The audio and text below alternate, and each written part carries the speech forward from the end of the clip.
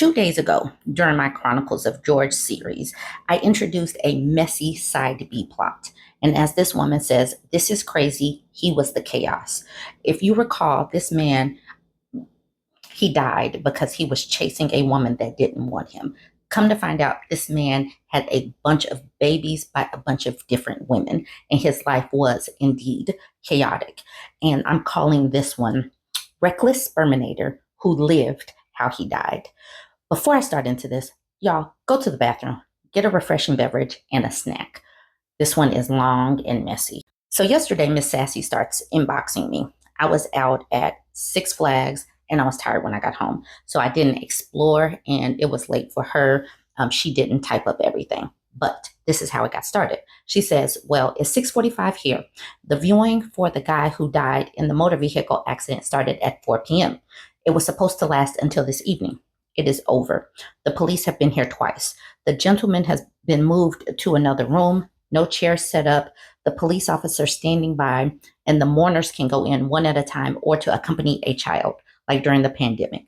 I'll obviously tell you more, but just imagine if the Jerry Springer show at the height of its popularity was a funeral service. I was like, cool, we can talk about this tomorrow. It's been a long day. She was like, I bet. She says, yeah, it was a lot. I'll give you the deeds tomorrow. But we all know a grieving family, 7 of 8 baby mamas, adult children, teenage children who hate their already absent father, small children, and a toddler, all from one man, his own mostly absent father, grandmas from both sides. It's a disaster, a nuclear disaster, and I'm just giving the deceased gentleman's father his privacy. He's the last mourner. Then this will finally be over. I hardly know where to begin with what happened yesterday. I can try and summarize it. For starters, the deceased guy's oldest son is 25. His mom was 16 when she had him. She looks like she could be his sister. He hated his father for the usual reasons, in and out of his life, left his mom and him struggling, only went to 3 of his birthday parties his entire life, never went to a graduation from preschool to college. This guy also has a teenage son, hates his dad more than anyone, had to be forced to attend, use foul language, threaten his dad's family, even the women. In regards to his father, he said, F him, I'm going to pee on his grave. Aunt slapped him and he pushed her to the floor.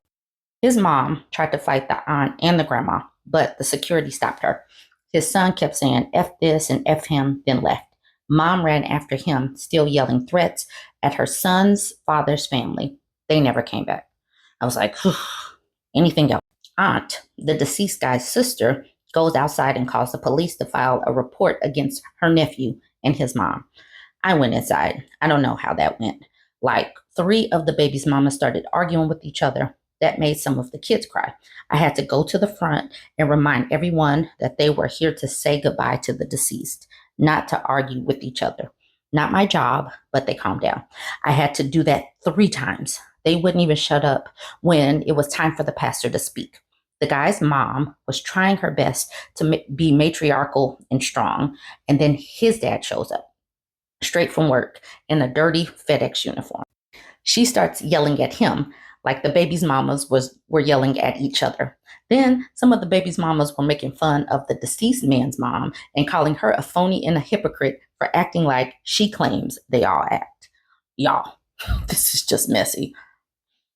The deceased grandmas show up, the father's mother.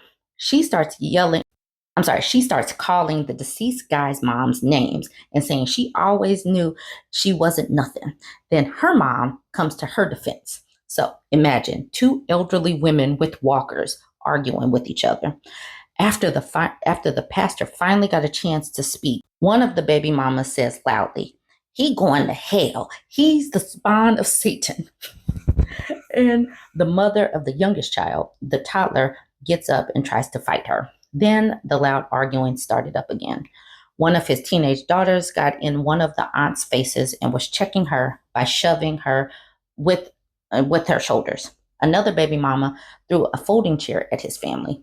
One of the cousins said, "Ah, hell nah," and then charged at her like a linebacker. That's when security shut it down. They got everyone outside and there were several fights.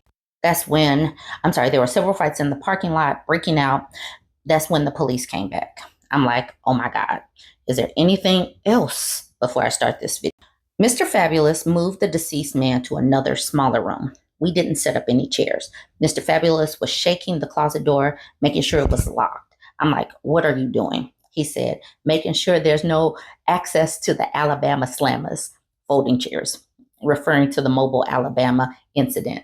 Then, just like COVID, we had to tell people they could only go in and say goodbye and pay their respects one or two at a time. Only a few people stayed. The rest feared getting arrested and left. His dad was the last one to leave. He was actually very hurt, more than anyone else. I think at that point, he finally, after 40 years, regrets not having a better relationship with his son. That's about it. If I think of anything else that happened in the chaos, I'll let you know. So the crazy part is the dad finally understanding once his son, who's in his 40s, passes away, that all of this was chaos and that he should have formed a better relationship. I can just imagine the thoughts going through his mind because early in this conversation, Miss Sassy says that this dad was mostly absent. This is the reason why men really need to consider these relationships that they are building or neglecting, because you never know the chaos that could easily come across.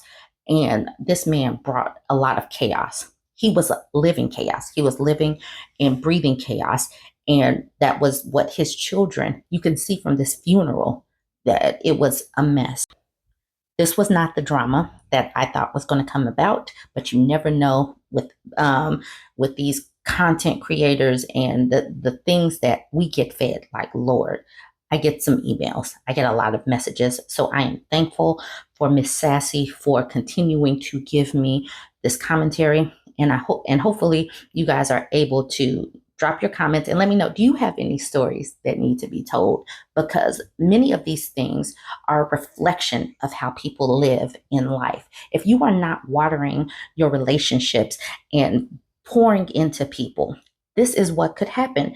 And we see that people are always casting aspersions on the single moms, but many times it's a lot of the chaos that is coming from the Sperminator. So this reckless Sperminator had a funeral that reflected the recklessness of his life. Y'all, go ahead, jump in the comment section. Let me know what you think. Like, comment, share. And if you are enjoying my videos, my commentary, and you haven't yet subscribed, go ahead and hit the follow button.